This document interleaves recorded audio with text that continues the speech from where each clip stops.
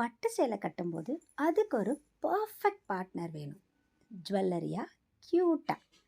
இங்கே பாருங்கள், மீஷோலேருந்து நான் கொண்டு வந்திருக்கேன் ஒரு சிம்பிள் அண்ட் எலகண்ட் சூப்பரான ஜுவல்லரி.